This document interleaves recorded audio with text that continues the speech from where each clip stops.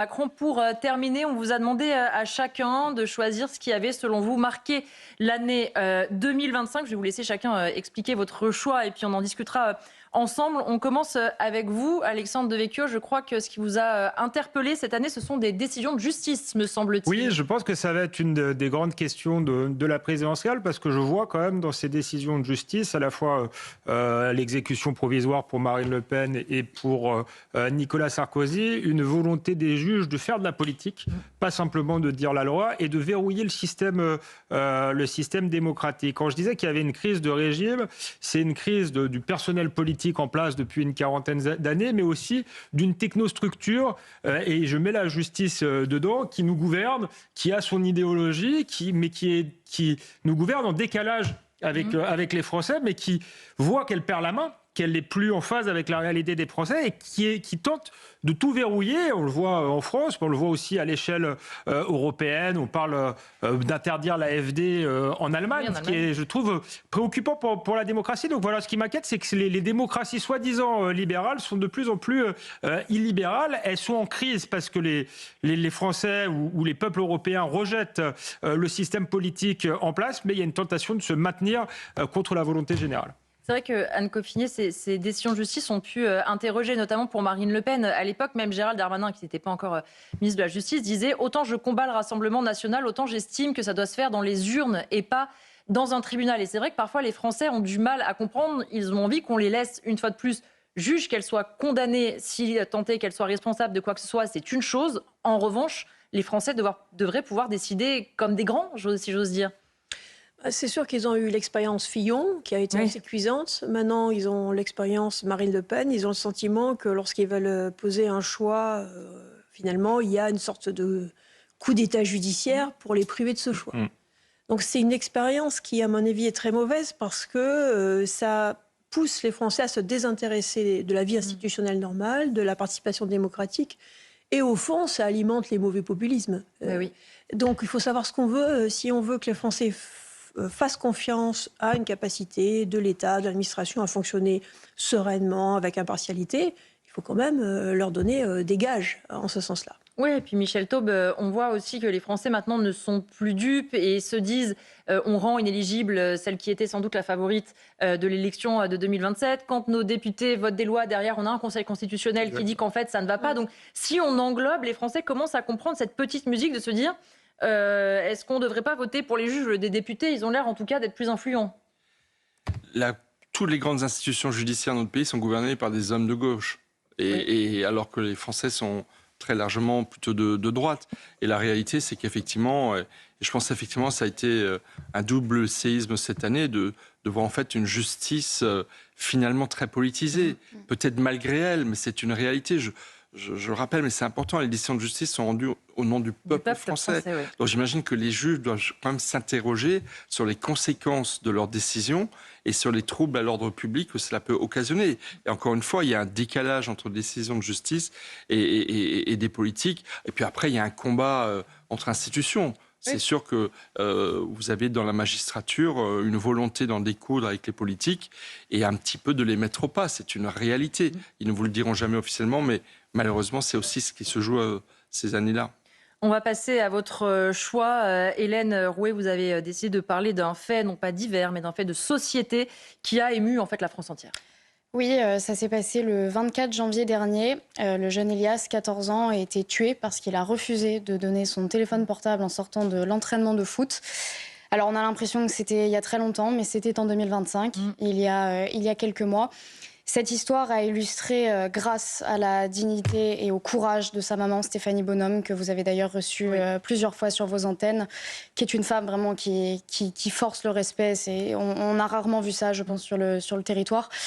Et en fait, elle avait demandé des réponses. Elle a demandé à Gérald Darmanin, notamment, de faire un vrai rapport pour savoir ce qui s'était passé. Pourquoi ces deux individus mineurs étaient là, pourquoi ils étaient ensemble, qu'est-ce qu'ils faisaient sur le territoire, pourquoi ils n'avaient pas été arrêtés. Parce qu'il faut savoir quand même que ces deux jeunes cumulaient des dizaines de condamnations à eux deux. Et qui n'étaient pas censés se rencontrer, par ailleurs. Et qui n'étaient pas censés se voir. Et donc, en fait, une fois qu'on a obtenu ce rapport, donc des mois après, il me semble en octobre-novembre de mémoire, ce rapport était un condensé de l'intégralité de nos faillites. C'était hallucinant. C'est-à-dire ça va des vacances d'un juge qui prend des vacances un peu trop tôt, alors qu'en plus, on met des moyens dans notre justice qui sont considérables, même des moyens financiers, des moyens humains, et on voit en fait que ça ne suit pas. Et quand Stéphanie Bonhomme dit « la justice n'a pas protégé mon fils », c'est pour moi la phrase la plus forte de 2025. Et voilà, je voulais choisir ce sujet parce que déjà, Stéphanie Bonhomme a également demandé à ce qu'on n'oublie pas Elias. Et je pense que c'est aussi le bon moment pour rappeler aussi qui il était. Et vous avez raison de le faire. Et on rappelle aussi cette lettre qu'elle avait fait au Figaro, qui était absolument déchirante, où elle pointait tous les dysfonctionnements et aussi elle cherche toujours des réponses. Ouais, une partie du traitement aussi médiatique de ceux qui n'avaient pas osé utiliser les bons termes. On va changer totalement de sujet maintenant avec vous, Anne Coffinier, parce qu'on va parler d'intelligence artificielle. Elle est déjà là, mais on se projette un peu sur le futur avec vous. C'est-à-dire que jusqu'à l'année dernière, on parlait de l'intelligence artificielle, comme on parlait du métavers, ça paraissait une chose spectaculaire, exotique, effrayante ou sympathique selon l'esprit plus ou moins technophile qu'on pouvait avoir.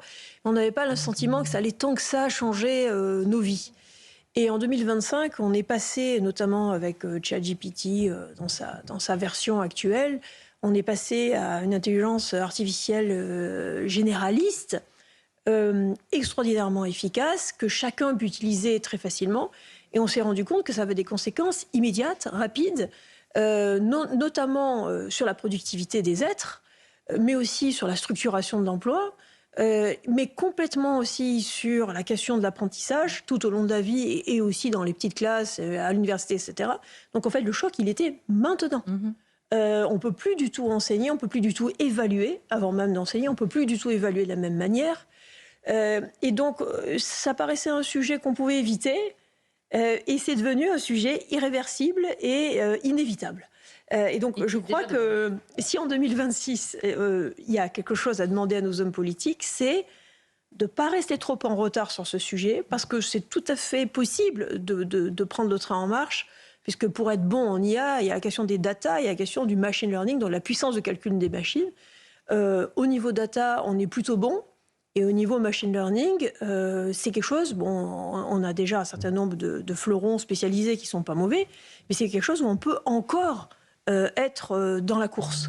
Donc, de grâce que nos hommes politiques s'intéressent à ce sujet, qui peut faire peur, peut-être, mais qui est absolument inéluctable. Écoutez, vous verrez si Emmanuel Macron en parle ce soir, chère Anne Coffinier. Peut-être que vous serez exaucé. Effectivement, on termine avec vous, Michel Taub, pour parler plutôt d'électrique dans l'automobile. En fait, c'est pour regretter que l'Union européenne, il y a à peu près un mois, enfin consenti, mais de façon très partielle, à revenir sur l'engagement de convertir toute l'industrie automobile européenne ou tout électrique, bref, de détruire l'industrie automobile européenne. C'est à cela que cela revient. Et moi, je voudrais le prendre sous un angle bien particulier. L'Union européenne, qui s'appelait à l'époque la Communauté européenne, a été créée sur deux projets. Grosso modo, la paix, réconcilier les peuples qui s'étaient entretués pendant la Seconde Guerre mondiale et d'autres guerres. Et puis, un projet industriel qui s'appelait à l'époque la CECA, la Communauté européenne du charbon et de l'acier. Et la CECA d'aujourd'hui, ça devrait être la communauté de l'industrie européenne, la communauté également de nos paysans, parce que je voudrais y ajouter également la politique agricole commune. Et l'Union européenne est en train de détruire les fondements mêmes sur lesquels elle a été construite. Et il y a une trahison du projet européen qui illustre très très bien l'Union européenne de Madame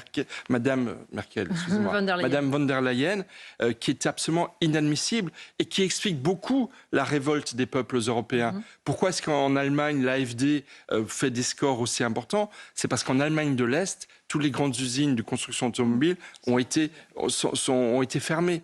Donc c'est absolument dramatique et il faut continuer à pousser pour pouvoir relancer une industrie automobile européenne. Ce sont des millions d'emplois qui sont en jeu et j'y ajoute les agriculteurs. Donc, si on veut sauver l'Union européenne, il faut la remettre sur ses bases fondatrices et malheureusement, ce n'est pas le chemin qu'elle prend aujourd'hui. Merci Michel Taub pour votre choix de 2025. Merci à tous les quatre évidemment d'avoir été les invités de Punchline sur CNews et sur Europe 1.